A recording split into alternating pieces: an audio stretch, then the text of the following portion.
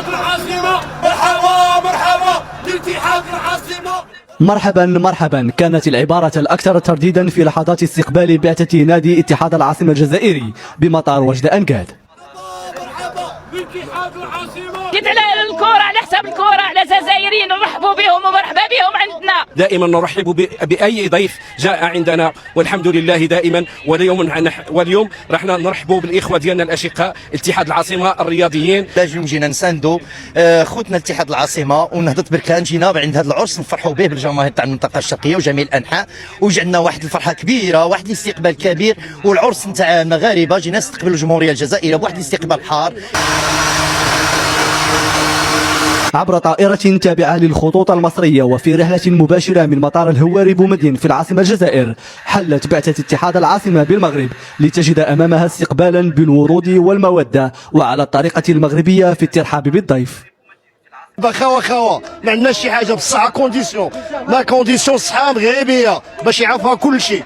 جينا نرحبوا بالاخوه ديالنا اتحاد العاصمه اللي كنقولوا لهم مرحبا بكم في البلد الثاني ديالكم ومرحبا بكم، وحنا كنرحبوا بكم ونتمنوا ان شاء الله نشاهدوا مقابله ما يكونش الانسحاب ولا باش تمتع الجماهير ان شاء الله. مرحبا بهم ولكن هل معقول صافي. وتحيه لاتحاد العاصمه وديما بركه.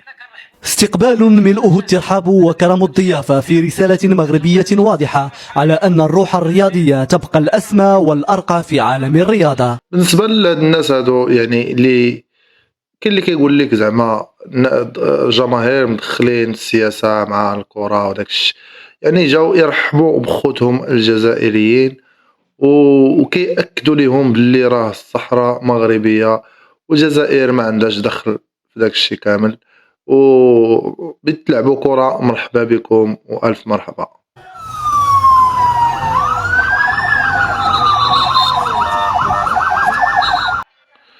هنايا استقبلوهم في الفندق، يعني في الفندق اللي جاو فيه، يعني كيستقبلوهم في الفندق أحسن استقبال.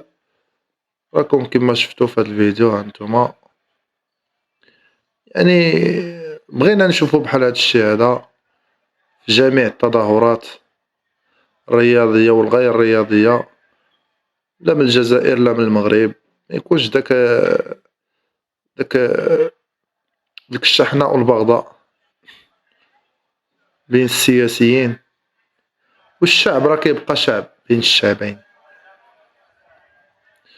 واخر حاجة غادي نقولها باللي هذا الشيء هذا اللي واقع بين المغرب والجزائر راه فتنة عظيمة جدا، والسياسيين عارفين باللي الشعبين المغربي والجزائري كيتنفسوا او لا المتنفس الوحيد ديالهم هي كرة القدم، وكيضربونا في هذه كرة القدم باو ينوضوا الفتنة بين الشعب المغربي والشعب الجزائري.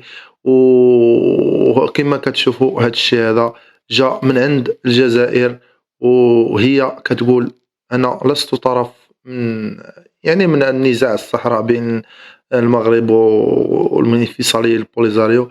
دابا كتبين لنا العكس. يعني مهم إخواني أخواتي حذاري من الفتنة، كما قال الله سبحانه وتعالى إنما الفتنة أشد من القتل، وكما قال الله سبحانه وتعالى إنما المؤمنون إخوة فأصلحوا بين أخويكم. الله قال فأصلحوا، يعني كيعطي أمر خصنا نصلحوا. كما كاينه لك فتنه دابا خصنا نديروا فيديوهات زوينين اللي كيشجعوا على الأخوة. مهم خاوة وما كاين عداوة، ومرحبا بالجزائريين في بلادهم الثاني